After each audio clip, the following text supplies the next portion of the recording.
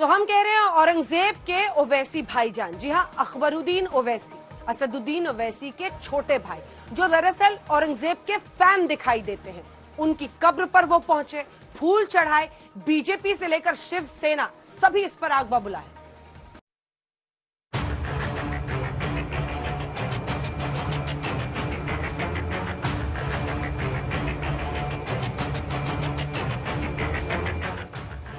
ज्ञानवापी पर ओवैसी ने बाबरी मस्जिद की एंट्री कर दी। फिर क्या था, एक के बाद एक लाउड स्पीकर बजने लगे। मगर अब मुसलमान खामोश नहीं बैठेगा। अगर दूसरी मस्जिद पर हमला किया गया और दूसरी मस्जिद को बाबरी मस्जिद की तरह उसको बनाने की कोशिश की गई तो हिंदुस्तान का मुसलमान खामोश नहीं बैठेगा। जब राम जन्मभूमि का मसला और बाबरी मस्जिद का मसला आया और जजमेंट आया तो उसमें बाकायदा तौर पे ये बात तय कर दी गई थी कि अब जो है, जो विवादित जो जगह हैं हिंदुस्तान में, मंदिर और मस्जिद के जितने मसाइल हैं, चाहे ज्ञानवापी मस्जिद का मसला हो, चाहे मथुरा का मामला हो या और जो जगह है, उसमें किसी भी तरीके की कोई मुदाखलत नहीं होगी। ज्ञानवापी मस्जिद का जो इंसिडेंट है, ये इंसिडेंट पहले बाबरी मस्जिद के साथ शुरू किया था और मैं देख रहा हूँ कि ये सिर्फ ज्ञानवापी मस्जिद का साथ भी नहीं है, ताजमहल का साथ भी हो रहा है, कुतुब मीनार का साथ भी हो रहा है। ओवैसी ने इतिहास के पन्नों पर कानूनी ताले का जिक्र तो किया, लेकिन उनके छोटे भाई अकबरुद्दीन ने इतिहास का वही चैप्टर खोलकर पढ़ा जिसमें काशी से लेकर मथुरा के विवाद की जड़ मौजूद है, यानी विदेशी आक्रांता औरंगजेब। दृश्य औरंगाबाद में औरंगजेब की कब्र पर अकबरुद्दीन की फातिहा पढ़ने का है। पहले अकबरुद्दीन औरंगजेब की कब्र पर गए और फिर अपनी जहरीली जुबान खोल दी।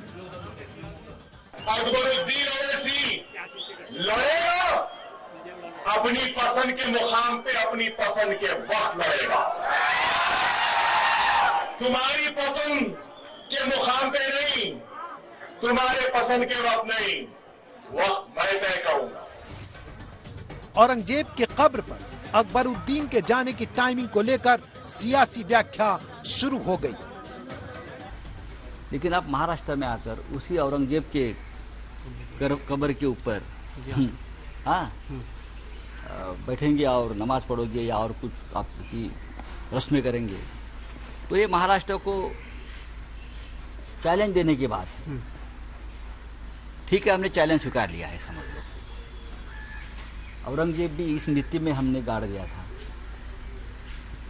और जो औरंगजेब के भक्त हैं, जो राजनीति करना चाहते हैं, उनका भी यही हाल है।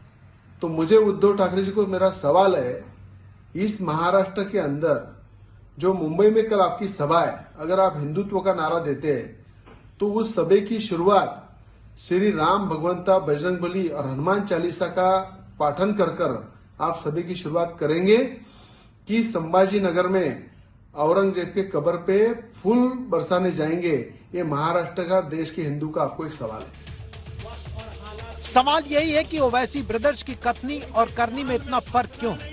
ओवैसी संविधान की दुहाई दे रहे हैं लेकिन अदालती फैसले पर भरोसा करने को तैयार नहीं।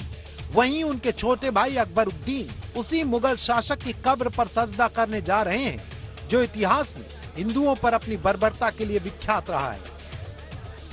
अगर कोई ये समझ रहा है कि तू हमको डराएगा और हम डर जाएंगे, नहीं, हम डरने घबराने वालों में से नहीं है। यानी यह मामला मंदिर मस्जिद से ज्यादा अपने अपने समुदाय के लोगों की आस्था वाली नाव पर सवार होकर अपनी सियासत को पार लगाने का है। आज तक ब्यूरो।